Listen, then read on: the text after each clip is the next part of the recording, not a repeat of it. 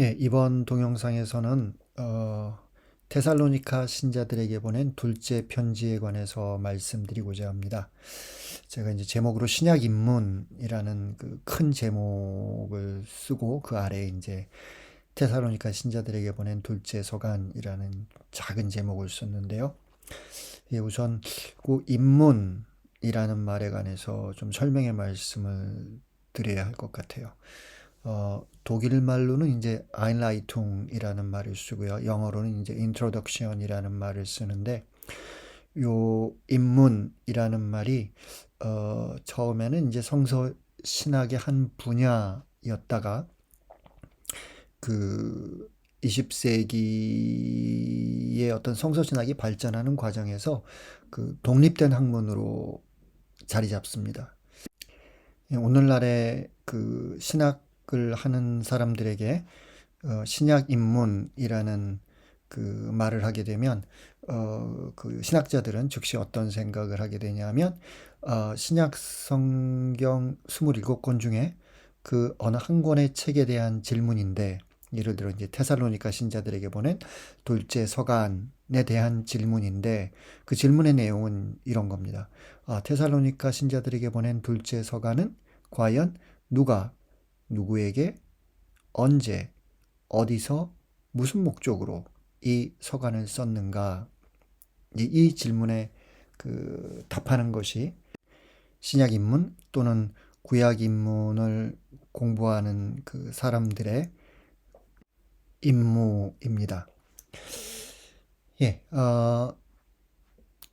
여기서 이제 작은 제목으로 테살로니가 신자들에게 보낸 둘째 서간이라고 그 제목을 붙였는데요. 이제부터 요 설명의 말씀을 그 드리는 동안은 여기 좀 기니까 테살로니가 2서라고 요 둘째 서간을 부르도록 하겠습니다. 예, 누가 누구에게 언제 어디서 무슨 목적으로 이 서간을 썼는가를 알아보기 위해서 먼저 서간의 어떤 문학적 구조를 그 들여다보고자 합니다. 테살로니가 전서는 모두 이제 3장으로 이루어져 있는데요. 1장 1절부터 2절은 인사, 그리고 마지막에 3장 16절부터 18절은 이제 인사, 그리고 이제 추신, 따라서 이제 서간을 시작하는 인사, 또 서간을 끝내는 인사로 이제 그 시작 부분과 끝 부분이 그 되어 있고 몸통 부분을 그 우리가 나누어 볼 수가 있는데 저는 몸통 부분을 전반부와 후반부로 나눴습니다. 먼저 1장 3절부터 12절 그 테살로니가 공동체가 겪고 있는 현재의 환난과 그리고 미래의 영광에 관해서, 그리고 2장 1절부터 12절 그 미래의 영광을 위해 일어날 그 그리스도의 재림이라는 주제, 그리고 2장 13절부터 14절 그렇게 그 미래의 영광에 그 참여하게 되는 테살로니가 공동체의 선택이라는 주제.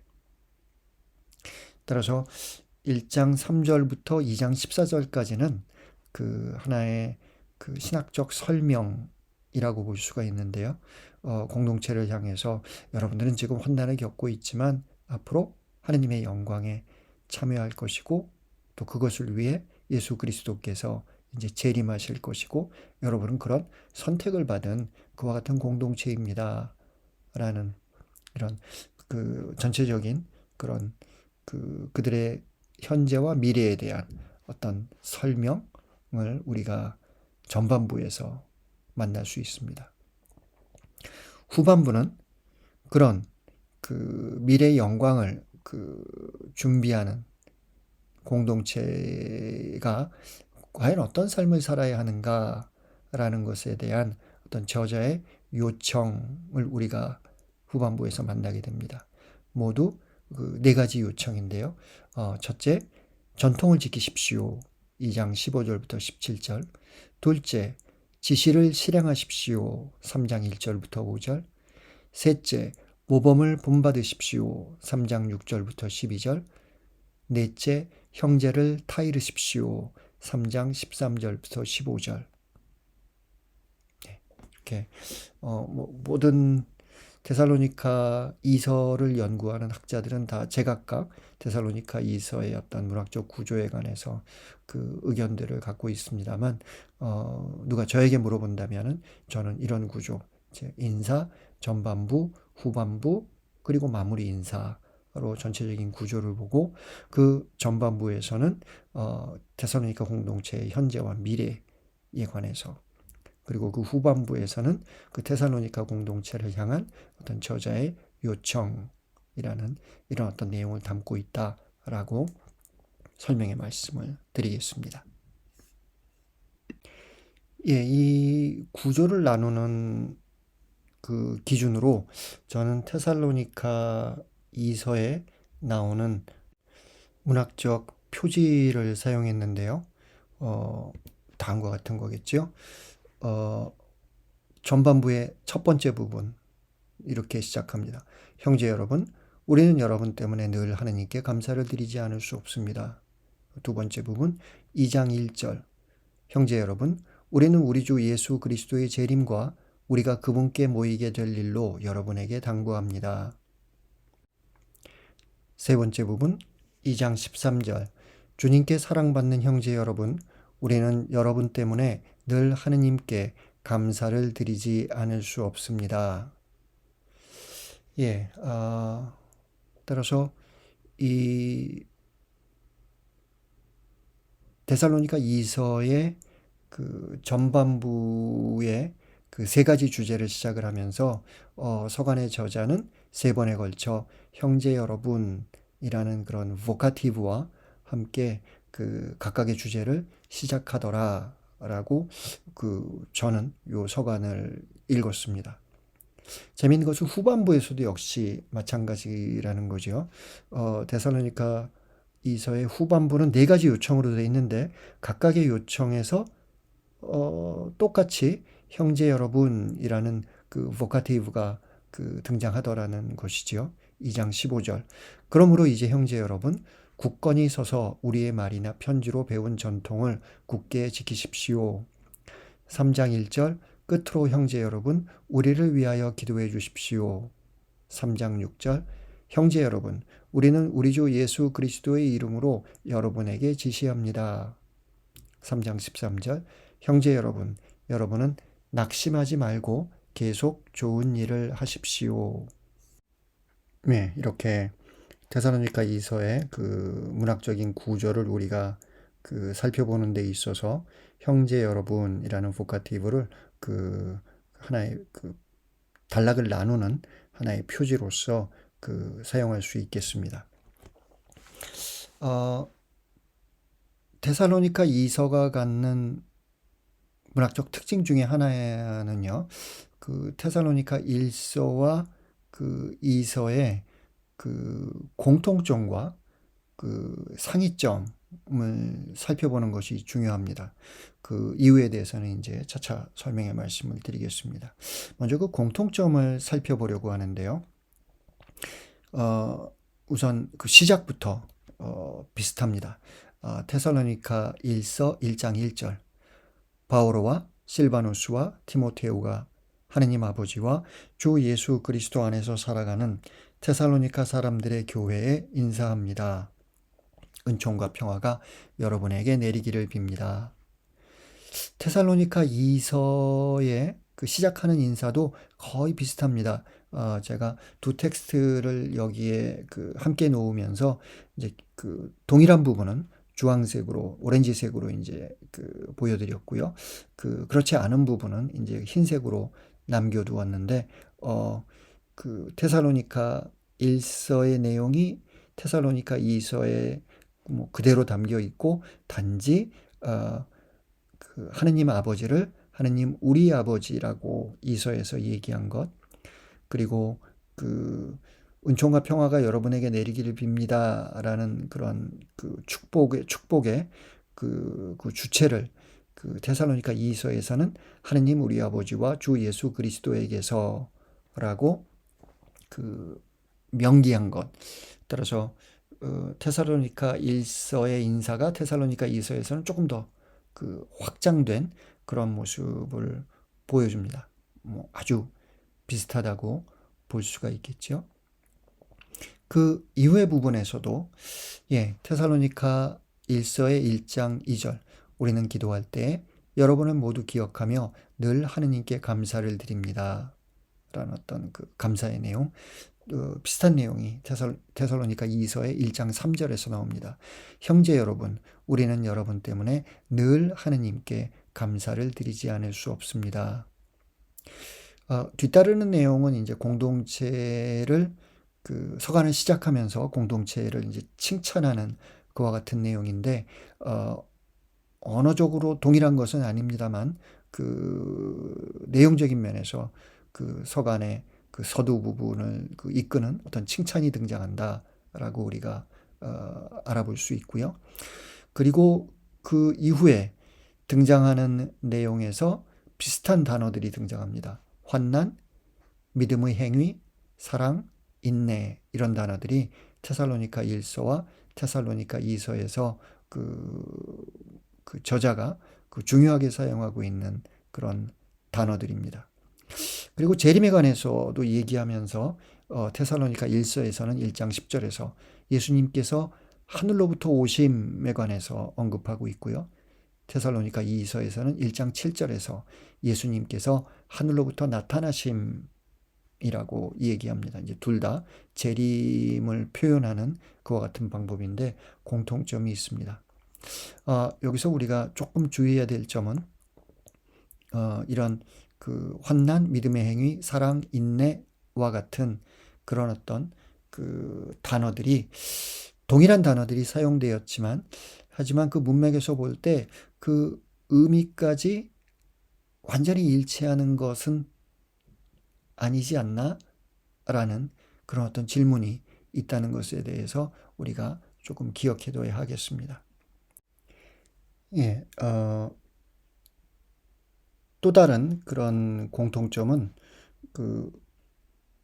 테살로니가 1서 1장 2절, 그 다음에 테살로니가 2서 1장 3절에서도 무언가 큰 주제를 시작을 하면서 하느님께 드리는 감사와 함께 커다란 주제가 시작되었는데요. 이런 현상이 이제 다시 한번 등장하는 거죠. 테살로니가 1서 2장 13절, 우리는 또한 끊임없이 하느님께 감사를 드립니다.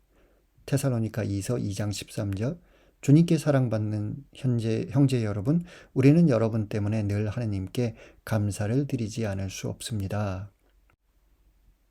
그리고 서간이 이제 진행되다가 마지막으로 다루게 될 큰 주제를 소개하면서는 끝으로라는 표현이 1서와 2서에서 공통적으로 등장합니다.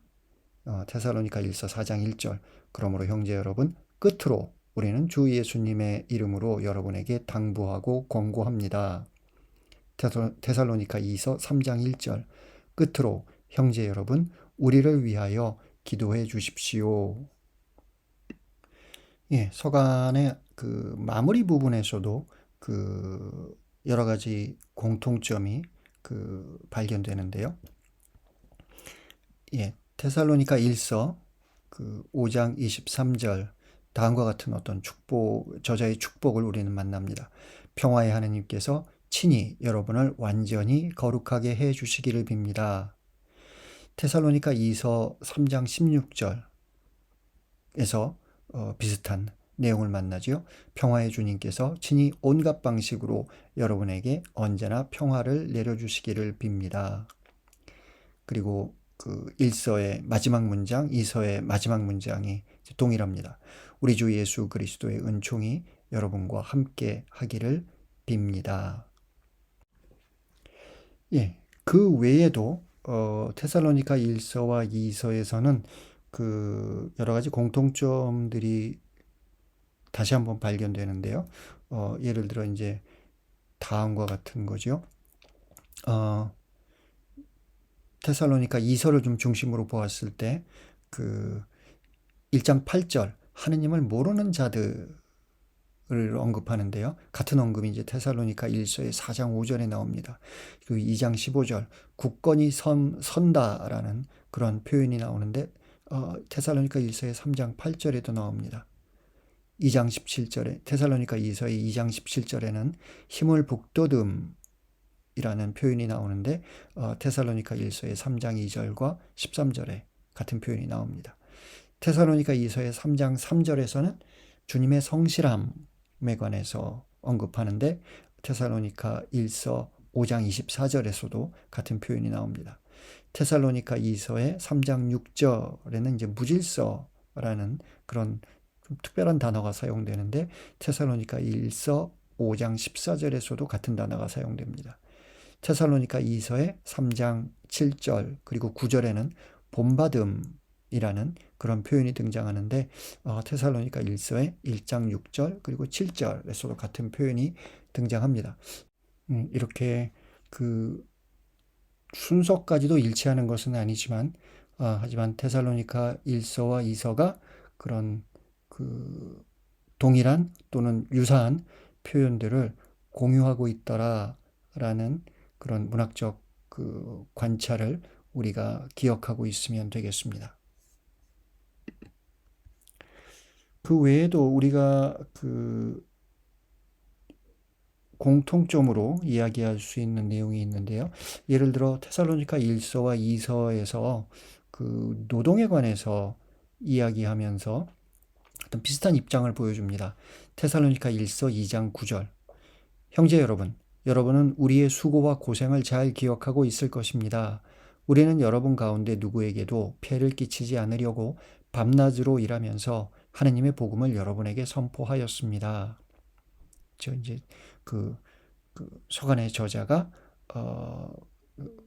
복음을 여러분들에게 선포하면서 우리는 노동도 함께 했습니다. 라는 얘기를 하는 거죠. 테살로니가 후서 3장 8절에서도 그 비슷한 내용이 등장합니다. 아무에게서도 양식을 거저 얻어먹지 않았으며 오히려 여러분 가운데 누구에게도 폐를 끼치지 않으려고 수고와 고생을 하며 밤낮으로 일하였습니다. 예. 그리고 이제 4장 11절에서 비슷한 그 관점에서 어떤 노동에 관한 그런 충고를 그 저자가 공동체에게 하는 것을 우리가 만날 수 있습니다. 4장 11절 우리가 여러분에게 지시한 대로 조용히 살도록 힘쓰며 자기 일에 전념하고 자기 손으로 제 일을 하십시오. 3장 테살로니가 2서 3장 12절 그러한 사람들에게 우리는 주 예수 그리스도의 이름으로 지시하고 권고합니다. 묵묵히 일하여 자기 양식을 벌어먹도록 하십시오. 예, 여기까지를 보면 그러니까 그 테살로니가 1서와 2서에는 상당히 그 많은 부분이 겹치고 있고 그리고 많은 것들을 또 공유하고 있구나. 따라서 테살로니가 1서와 2서는 동일한 저자의 작품이겠다. 그 바오로 사도가 1서도 쓰고 2서도 썼다고 우리가 볼 수 있지 않겠느냐. 뭐 이런 어떤 생각을 해볼 수 있겠습니다.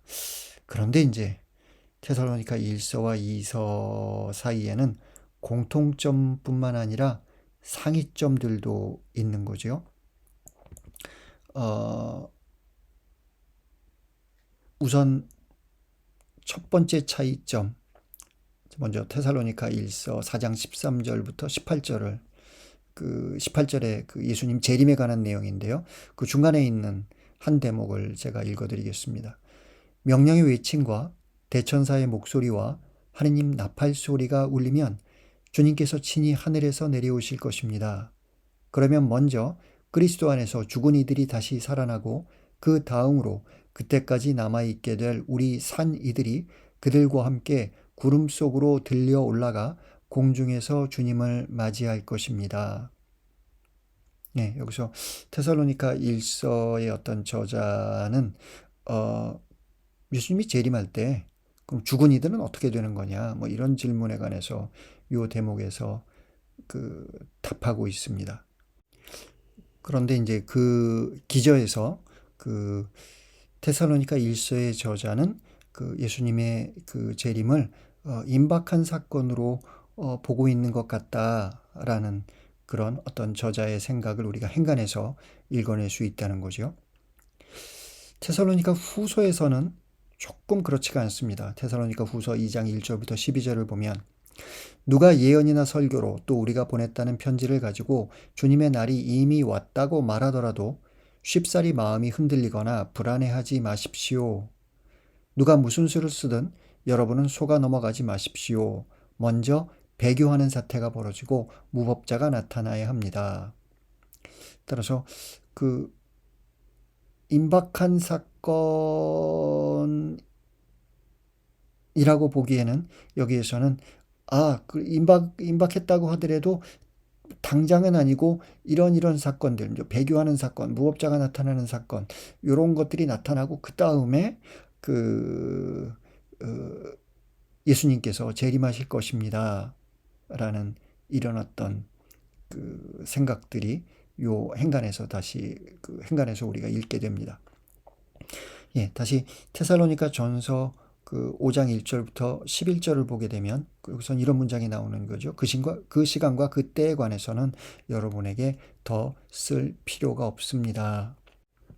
예, 이 문장을 우리가 어떻게 이해할 수 있느냐 하면, 예, 그 시간과 그 때를, 예수님이 재림의 시간과 그 때를 여러분들에게 꼭 집어서 이야기할 수는 없겠지만, 하지만 그것은 분명 임박한 사건입니다. 라는 이런 뜻으로 주석가들은 이 문장을 이해합니다. 예. 그러므로 테살로니가 1서와 2서 사이에는 그 재림의 시점에 관한 견해의 차이가 있다. 그리고 테살로니가 2서는 테살로니가 1서의 어떤 내용을 조금은 교정하려는 그런 어떤 의도를 보여주는 것은 아닌가? 뭐 이런 우리가 질문을 가질 수 있다라는 점에 대해서 말씀드리겠습니다.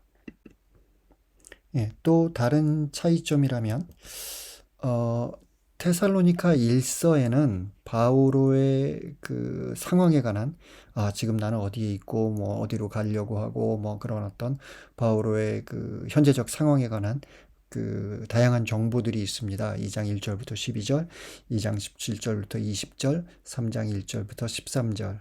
그런데 테살로니가 2서에는 이런 정보들이 전혀 등장하지 않습니다. 그리고 테살로니가 2서에는 2장 15절, 3장 6절, 그리고 3장 14절에 전통이라는 개념을 중요하게 사용합니다. 여기서 이제 전통이라고 이야기하는 것은 바오로와 그의 동료들을 통해서 공동체에 전해진 하나의 신앙의 전승이라고 우리가 말할 수 있는 부분인데요. 이런 전통에 관한 언급이 테살로니가 1서에서는 또 전혀 등장하지 않습니다. 그리고 그 외에 제가 여기서 일일이 언급하진 않겠지만 테살로니가 1서와 2서 사이에 언어와 문체상의 그런 차이점들이 있다. 따라서 동일한 인물이 있었다면은 왜 이렇게 언어와 문체상의 차이가 있겠는가라는 질문이 남아 있습니다. 예, 이렇게 해서 테살로니가 2서의 문학적 구조에 관해서 말씀을 드렸고요. 그리고 테살로니가 2서를 연구하는 사람들에게 흥미로운 주제인 테살로니가 1서와 2서 사이에 유사한 점 또는 동일한 점과 그리고 그럼에도 불구하고 우리가 관찰할 수 있는 차이점에 관해서 말씀을 드렸습니다.